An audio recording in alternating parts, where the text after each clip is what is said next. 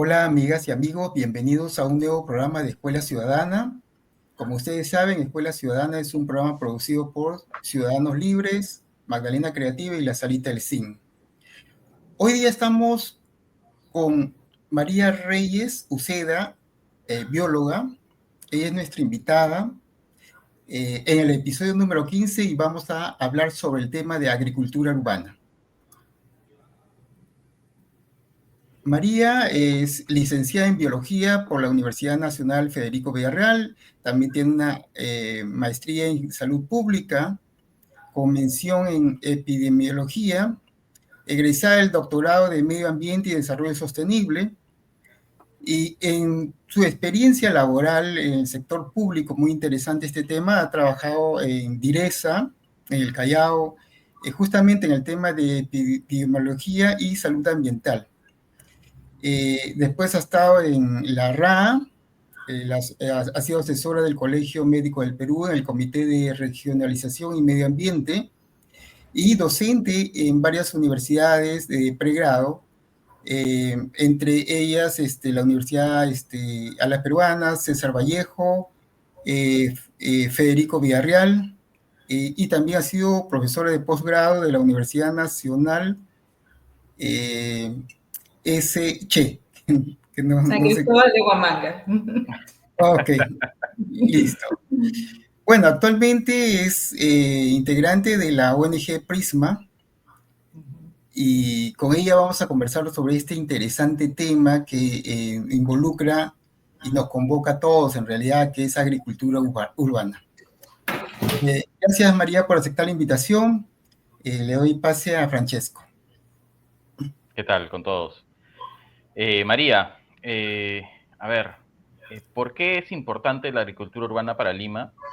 ¿Y qué ciudades podrías decir que son un ejemplo a seguir en este tema?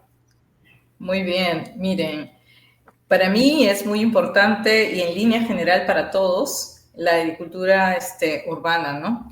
Aquí nosotros involucramos el hecho de producción, también la transformación de estos productos y en agricultura urbana nosotros cuando la practicamos, como su mismo nombre lo dice, en una zona inserta dentro de este núcleo pero tan rodeado de concreto, pues es justamente una alternativa para poder vencer el cambio climático.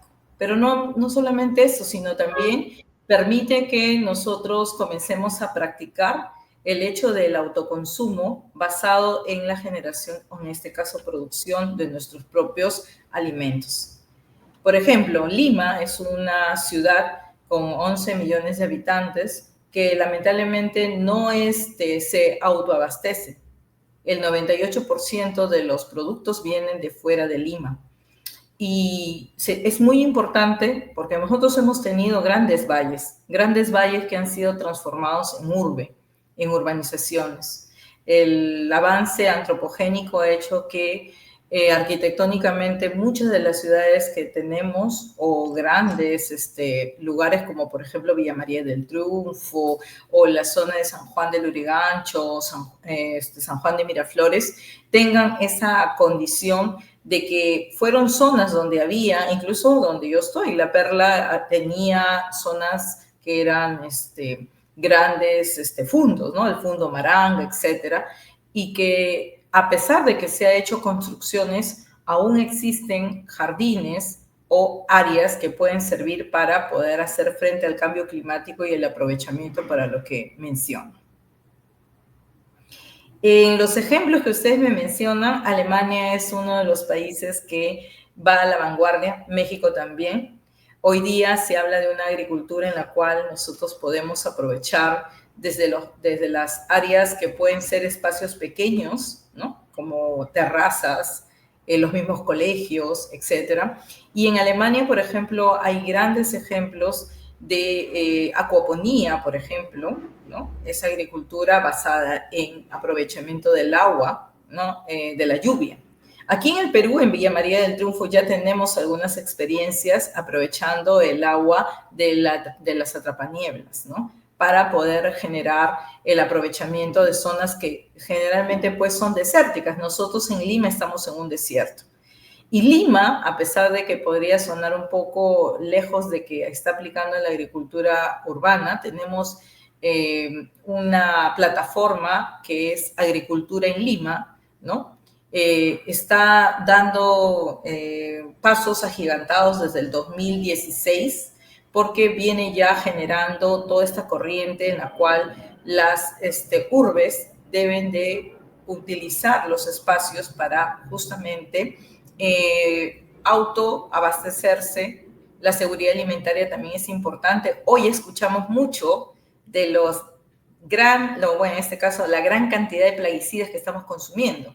Y el hecho de generar una agricultura urbana hace que nos incluya a nosotros, porque entiéndase que en la agricultura urbana tenemos espacios que van desde 50 metros cuadrados hasta por lo menos unas 12 hectáreas, y de 12 hectáreas a más son todavía algunos terrenos que han quedado en las periferia de la zona urbana, ¿no? Y que todavía están luchando en los grandes valles para poder darnos algún tipo de alimentación. Por ejemplo, el caso de Caraballo, ¿no? Todavía mantiene algunas zonas agrícolas, o en la zona de Canta también. Así es. Muy bien. Excelente, María. Te hago una pregunta sin querer parecer un pinchaglobo, porque esa propuesta es maravillosa y es lo que nosotros buscamos. En las grandes urbes, y Lima no se escapa, uno de los problemas que tiene la gente es la aparición de roedores y bichos, y en la conversación generalizada es: yo me pongo a plantar algo y al día siguiente no hay nada. ¿Cómo paramos eso o cómo nos cubrimos de eso? Bueno, cuando hablamos de agricultura urbana, también tenemos que pensar en lo que es la agroecología. Y lo que venimos desarrollando por la experiencia, por ejemplo, yo trabajé 17 años en una organización que se llama la RA, y la RAE, que es su prima hermana, que es la Red de Acción en Ecología, ¿no? Y en este caso nosotros siempre vimos la forma de vivir en armonía con la naturaleza. ¿Qué quiere decir esto? Hacer frente con diferentes tipos de controladores o tipos de control en el caso de las plagas. Entiéndase que ustedes ven la parte aérea, es decir, lo que consumen, es decir, puede ser una planta herbácea de la cual ustedes, por ejemplo, una planta medicinal que puede sufrir un ataque de hongos, etcétera, pero todo eso manejado adecuadamente se va a contrarrestar. Por ejemplo, ¿no? En el caso de insectos, nosotros tenemos todo lo que es el control etológico, el comportamiento. Hay, por ejemplo, plagas que responden a algunos tipos de trampas para este tipo de plagas, por ejemplo, las trampas amarillas. Y eso que funciona en el campo también funciona en la ciudad. O también podemos usar feromonas para atraer a los insectos que nos están haciendo alguna merma en nuestros productos que queremos obtener, ¿no? De estos cultivos urbanos. También tenemos las trampas de luz, pero no solamente eso, también tenemos insecticidas botánicos que generalmente no los conocemos. Hoy ya tenemos una lista de plaguicidas que SENASA tiene que sacar del contexto, e incluso, lamentablemente, hay un desconocimiento de que hay otras alternativas a, por ejemplo, utilizar plaguicidas para jardines. Hoy tenemos grandes problemas también porque nuestros jardineros de a pie, que nos tocan la puerta o que vienen, siempre nos van a dar las soluciones de medicinas hechas a base de químicos. Entonces tenemos que apelar a todo ese manejo. Y no solamente es el manejo de la planta, sino también es el manejo ecológico de suelos. Para nosotros tener una planta bastante bien, tenemos que nutrirla, así como nosotros. Hay que darle alimento, y ese alimento muchas veces proviene hasta de los residuos que quedan en casa. Por ejemplo, compost que puede ser hecho por los pobladores, y eso es justamente uno de los puntos de la agricultura urbana, basada en la agroecología. ¿Por qué? Porque nosotros podemos utilizar residuos urbanos, residuos también de las aguas residuales, aprovechar el agua de lluvia, de neblinas, etc. Tenemos muchas alternativas. Lo que nos falta es la iniciativa de ponerlas en práctica. Justamente sobre eso, Mencionaste que Lima es un desierto, pero a su vez que se puede aprovechar la neblina para poder irrigar, ¿no? Ciertas áreas. Y la misma naturaleza nos lo dice, por ejemplo, en las lomas, pues, ¿no? Las lomas reverdecen justamente por acción de la neblina, ¿no? Entonces, esto me lleva a la pregunta de cómo podemos aprovechar los espacios urbanos y qué técnicas podemos emplear para hacerlo en este contexto, ¿no? Claro. Ahora, tenemos varios escenarios, los que son abiertos, por ejemplo, en zonas periurbanas, como Villa María del Triunfo puse el ejemplo, ellos utilizan atrapanieblas, ¿no? Y ellos utilizan las áreas directamente en el suelo. Hay otros grupos que van a utilizar camas de reproducción, ¿no? Por ejemplo, van a tener que hacer como unas especies de cajones para poder reproducir. Hay también agricultura urbana que es en los rascacielos o en los techos, los, ¿cómo se llama? Jardines de techo que le llamamos hoy, ¿no? Entonces, los que son en techo, por ejemplo, ahora que hemos tenido tanta neblina, podemos nosotros manejarlo de una manera, por ejemplo, hay algunos tipos de suculentas, por ejemplo, que se siembran en los techos. Obviamente para ello hay todo un, apuntalamiento de los techos, dando las condiciones adecuadas, pero también muchas de esas suculentas son alimenticias. Entonces, no solamente para nosotros, sino también como forraje, etcétera. Entonces, hay mucha metodología para poder aplicarla. Hay también los jardines verticales que nosotros podemos hacer en casa porque vivimos en un departamento y hacemos como si fueran unos estantes donde podemos poner o utilizando, por ejemplo, la arpillería. ¿Qué quiere decir? Esa tela de yute que nosotros usamos, hacer bolsas para poder hacer la práctica de la agricultura. Entonces, tenemos muchas formas, ¿no? Y invernaderos también.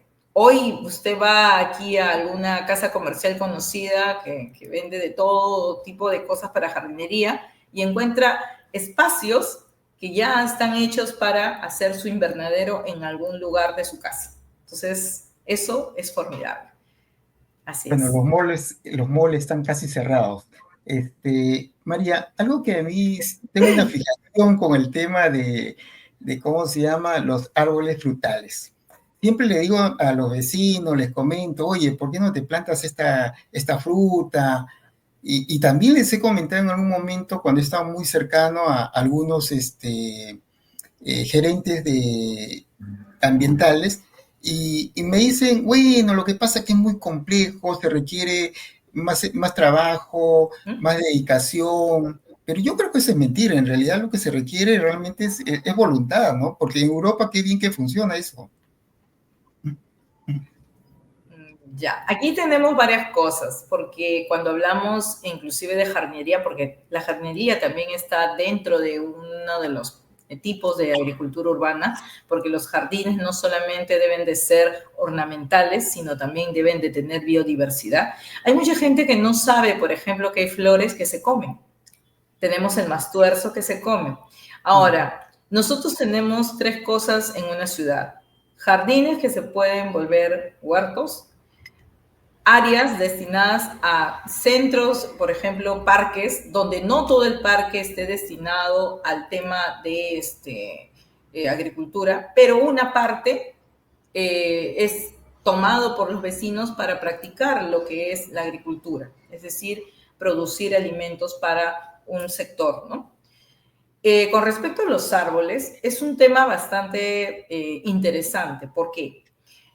Muchos de los árboles, inclusive que están en la ciudad, ¿no? Tienen miles de funciones.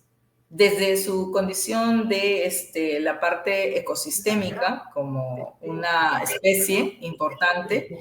Y en este caso, por ejemplo, cuando tenemos un árbol en la ciudad, aproximadamente tiene una importancia de 22 especies que están dentro de este árbol. No, no es el árbol solo, ese es otro punto también. ¿Okay? Hay que pensar que el árbol no es solamente el árbol y sus hojas, sino que también son aves que vienen al árbol, insectos que viven ahí, hongos, líquenes, etc. El mantenimiento de un árbol en una ciudad como la nuestra dista mucho del conocimiento real que tiene. No tenemos ingenieros forestales en el área de las municipalidades. Y es por eso que si un árbol ornamental, ¿no?, que se siembra a veces sin criterio, han traído muchos ficus, han traído muchos pinos, han traído una gama de... Y ese es otro punto, tenemos que apelar, y eso es importante en la ciudad, de los cultivos que sean nativos, así sean ornamentales. Porque no solamente en este caso van a ser para alimentos, sino que estos nativos se han afianzado tanto tiempo ahí para ser arrancados de una manera involuntaria por autoridades que ni los conocen. Entonces, justamente sobre esto que mencionas, yo veo, digamos, intervenciones de las municipalidades en las cuales siembran, por ejemplo, pinos, ¿no?, en áreas costeras, y eso me parece como que no tiene mucho sentido, pues, ¿no? O sea, no es una especie autóctona y por ende va a sufrir de enfermedades, va a ser más caro su mantenimiento, etcétera, ¿no? O sea, ¿qué criterio finalmente se aplican esas medidas? No, no solamente es el hecho de la introducción, sino también es el hecho de que lamentablemente cuando el árbol ya tiene una frondosidad, simple y sencillamente, como no ha habido un manejo adecuado, o se precipita, se rompe, se malogra, porque ya pasaron años y ni siquiera hay censos, ¿no?, de los árboles, porque debería haberlo. Por ejemplo, yo tengo una zona donde la mayoría tenemos árboles que son ornamentales, tenemos poncianas, tenemos jacarandas y otras plantitas más, pero la melia que yo tengo, ¿no? Y por ejemplo, pero también hay frutales. Y voy a los frutales porque cuando nosotros tenemos una biodiversidad de plantas, justamente afianzamos el tema de que no haya tanto problema de plagas. Y a eso voy nuevamente. Nuestras autoridades en las ciudades siembran flores, todo un macizo de flores o de cercos que muchas veces se van a enfermar, porque todo es lo mismo. Y hay que estar reponiendo constantemente. En la agricultura urbana y basado en los principios agroecológicos, nosotros tenemos que buscar alianzas entre las plantas, como hacemos en los huertos. Tenemos que encontrar cuál de las plantas justamente le da soporte a otra o sirven de trampa. Se le llama cultivo asociativo, creo, ¿no? Así es. Y, por ejemplo, nosotros tenemos un tomate, pero las flores y la planta son muy apetitosas para algunos tipos de gusanos. Entonces comienzan a perder. Entonces sembramos tal vez otra planta que tenga características semejantes. Puede ser una capuchina o lo que le llaman un mastuerzo. Y termina el mastuerzo todo prácticamente aborazado por estos tipos de plagas y cubrimos la necesidad de nuestro cultivo, que es nuestro objetivo. Cuando sembramos... Algo que he descubierto en la experiencia, digamos, de la jardinería, es que la cebolla china, por ejemplo, es muy buena para ahuyentar plagas y a su vez, teniendo todo este problema de la cebolla china con los pesticidas y toda la contaminación que se ha estado dando por los químicos que se emplean para poder cultivarla, tendría todo el sentido del mundo que la gente cultive la cebolla china en su casa, que finalmente no ocupa mucho espacio y no tiene muchos requerimientos. Por ejemplo, cuando nosotros queremos controlar algunos tipos de plagas en nuestros jardines, siempre apelamos a lo químico. Sin embargo, hay muchas cosas que podemos preparar botánicamente en casa, artesanalmente, pero también ahora las grandes empresas han creado productos, así como tomamos nuestro ajo con miel, etcétera, que es un poco más saludable que tomar tanto químico para una tos. También tenemos el garlicón, por ejemplo, que es un producto hecho a base de ajo para controlar plagas, o por ejemplo tenemos el nin, que es la rotenona para controlar también plagas, en este caso el nin, la rotenona, todos esos productos que vienen de plantas ya han sido industrializadas. Para ponerla más bonita todavía la situación, tenemos un centro que crea o que genera la producción de organismos que son enemigos naturales de plagas. Por ejemplo, tenemos, hay un centro, bueno, ahora ha cambiado de nombre, que el SENASA tiene donde se producen mariquitas, por ejemplo. Esos pequeños coccinélidos, ellos son reproducidos en masa y luego liberados en el campo para que se coman a los pulgones, por ejemplo. Correcto. Entonces, eso es lo que hay que ir trabajando, ¿no? En el suelo también ya no se utiliza tanta urea, tantas sustancias químicas tóxicas, sino simple y sencillamente vamos utilizando materia orgánica en descomposición. Por ejemplo, hay el biol, el hidrofish, cosas que son mucho más naturales y permiten y aseguran también el desarrollo de las plantas de mejor forma.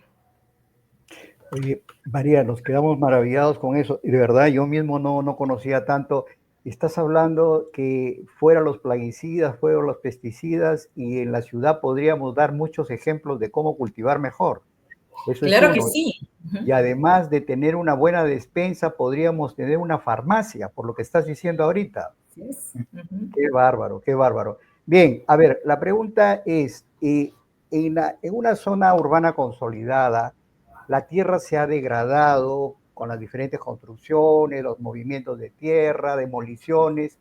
¿Podemos recuperar esa tierra para hacerla agrícola?